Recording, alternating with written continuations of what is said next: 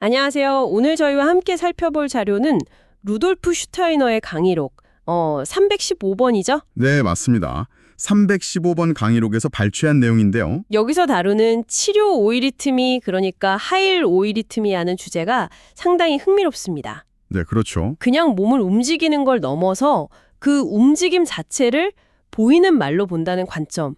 이게 참 독특한데요. 한번 시작해 볼까요? 네, 여기서 일단 중요한 건 오이리트미를 그냥 예술 표현으로만 보는 게 아니라는 점이에요. 아, 예술이랑은 좀 다른 건가요? 네, 특정 건강 상태를 개선하거나 예방하기 위한 어떤 치료 목적으로 활용한다는 데 초점을 맞추고 있죠. 목적이 다르군요. 네, 예술 오이리트미가 어떤 이상적인 인간 형태 표현에 좀 더 집중한다면 치료 오이리트미는 그 형태를 특정 상태에 맞춰서 좀 의도적으로 변형시킨달까? 그런 차이가 있습니다. 네, 구분이 일단 중요해요. 보이는 말이라 이게 참 와닿으면서도 궁요한 표현인데요.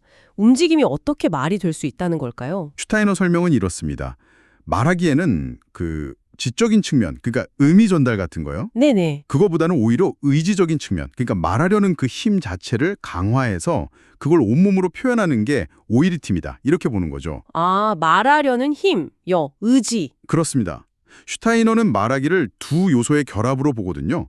하나는 신경감각 시스템에서 오는 표상적 요소, 생각이나 이미지 같은 거고요. 네. 다른 하나는 신진대사, 사지 시스템에서 오는 의지적 요소, 그러니까 소리를 내뱉으려는 그 힘.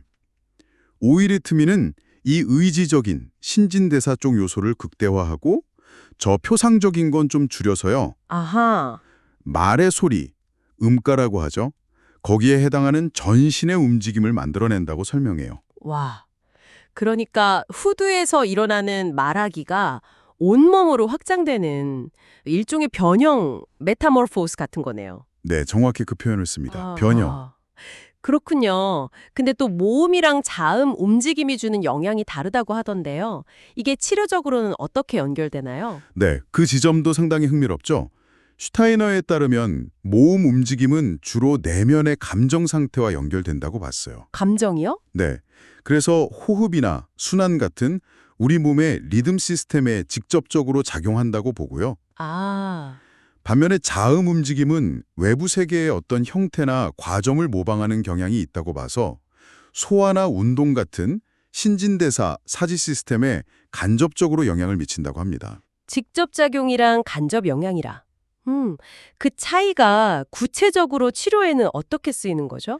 예를 들면 이런 식이죠. 특정 모음 동작을 반복하면 아무래도 호흡이나 순환계 쪽에 더 집중적으로 영향을 줄 수 있다고 보고요. 네. 자음 동작은 소화나 배설 같은 신진대사 기능에 영향을 미치는 방식으로 접근하는 거죠. 모음이 약간 내면의 느낌 표현이라면 자음은 외부 세계와의 관계 맺기를 형상화한다고 볼 수도 있고요. 아, 그렇군요. 실제적인 예를 좀 들어보면 더 와닿을 것 같은데요. 자료에 그 오 동작 이야기가 나오더라고요. 아, 네, 맞아요. 오 동작. 이게 팔로 둥글게 이렇게 감싸는 듯한 동작이잖아요. 네네. 이게 슈타이너 관점에서는 몸이 좀 과도하게 물질적으로 확장되려는 경향성, 예를 들면 좀 뚱뚱해지는 경향성에 대응하는 효과가 있다고 봤어요. 재밌네요. 오 소리 낼 땐 입이 오므라드는데 동작은 확장하고 감싸는. 그렇죠. 반대극을 통해서 균형을 잡으려는 시도라고 보는 겁니다. 아, 반대극을 통한 균형. 그럼 D나 T 같은 자음 동작은요? 변비 이야기도 있던데요. 네, 뒤나 티 같은 특정 자음 동작을 뛰거나 다리를 특정하게 움직이는 동작과 결합시키면요. 네. 장 활동이 좀 둔해지는 문제, 예를 들어 변비 개선에 도움이 될 수 있다. 이렇게 설명합니다.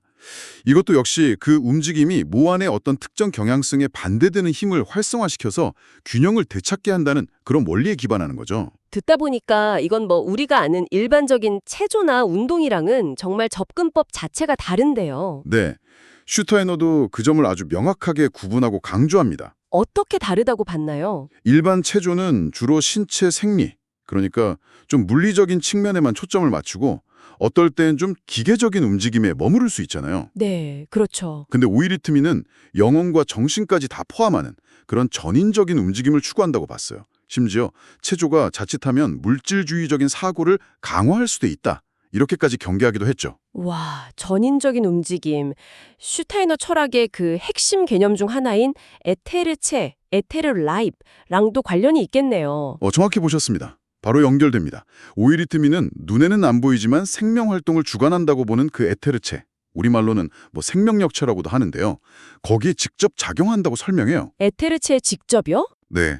그래서 그 에테르체 활동을 조절하고 유연하게 만들어서 어린이에게는 성장력을 돕고 성인의 경우에는 내장기관 같은 것들이 스스로 형태를 유지하고 재생하는 힘, 그걸 조형력이라고 부르는데 그걸 강화한다고 본 거죠.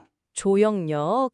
흥미롭네요. 우리가 왜 뭔가에 깊이 귀 기울여 듣거나 아니면 잠잘 때 있잖아요. 그럴 때 이 에테르체가 아주 활발하게 움직인다고 보는데 오이리트미는 바로 그 움직임을 의식적으로 깨워서 몸으로 표현하는 것이다. 뭐 이런 비유도 합니다. 상당히 독특한 관점이죠. 네, 정말 독특하네요. 그런데 이런 치료법을 적용할 때 주의할 점도 분명히 있겠죠. 물론입니다. 그리고 이 자료에서도 그 점을 여러 번 강조해요. 치료 오이리트미를 적용하려면 반드시 의사의 정확한 진단이 먼저 있어야 하고 의사와의 긴밀한 협력이 필수적이라고요. 아, 전문가와의 협력이 중요하다. 네, 전문가가 아닌 사람이 어설프게 시도하면 위험할 수 있다는 경고가 분명히 있고요. 또 골절이라든지 암처럼 적용하면 안 되는 질병도 명시되어 있습니다. 그렇군요. 그리고 임산부나 특정 복부 질환이 있는 경우에는 막 뛰거나 하체를 강하게 움직이는 동작은 피하고 앉거나 누워서 상체 위주로 좀 신중하게 적용해야 한다. 이런 구체적인 주의사항들도 언급하고 있습니다. 네, 그런 주의점들까지 명확히 짚어주셨네요.